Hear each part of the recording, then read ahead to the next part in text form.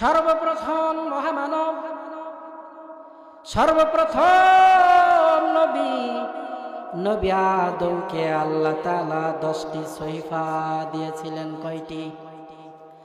10টি সহিফা আল্লাহ তাআলা নবী আদমকে দিয়েছেন, আর বলে দিয়েছেন এই কিতাব থেকে আপনি আপনার উম্মতদেরকে জাহান্নামের আগুন থেকে বাঁচিয়ে বাঁচিয়ে জান্নাতের রাস্তায় নিয়ে আসবে।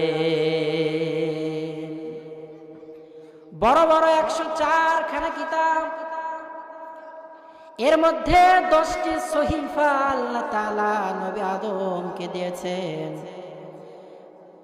এরপরে ইব্রাহিম আলাইহিস সালামকে আল্লাহ তাআলা আরো 10টি সহিফা দিয়েছেন।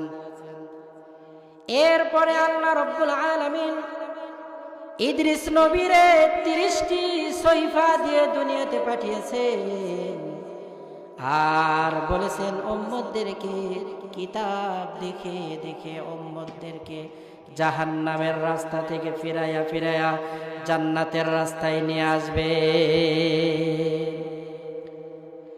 শীস আলাইহিস সালামকে আল্লাহ তাআলা 50টা সহিফা দিয়ে দুনিয়াতে পাঠিয়েছেন, আর আল্লাহ তাআলা বলেছেন শীস নবী আপনাকে 50টি সহিফা দিলাম, এই সহিফা থেকে আপনি আপনার উম্মতদেরকে হেদায়াত করতে থাকেন।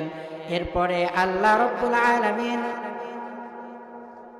নবী মূসাকে তাওরাত দান করলেন, নবী দাউদকে আল্লাহ রব্বুল আলামিন জাবুর কিতাব দান করলেন, আল্লাহ রব্বুল আলামিন ঈসা নবীরে ইনজিল কিতাব দিলেন।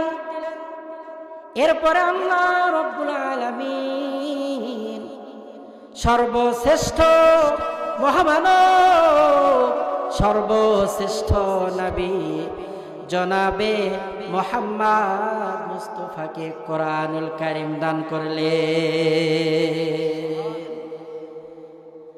আর আল্লাহ তাআলা দ্ব্যর্থহীন ভাষায় বললেন নবী আমার আপনি কোরআন দিয়ে আপনার উম্মতদেরকে সতর্ক করেন, আর বলেন উম্মত ওই জাহান্নামের আযাব বড় কঠিন, আল্লাহ তাআলা যদি জাহান্নামের আগুনের মধ্যে ফালাইয়া দেয় 1 সেকেন্ড জাহান্নামের আগুন সহ্য করার ক্ষমতা কোনো বান্দার না।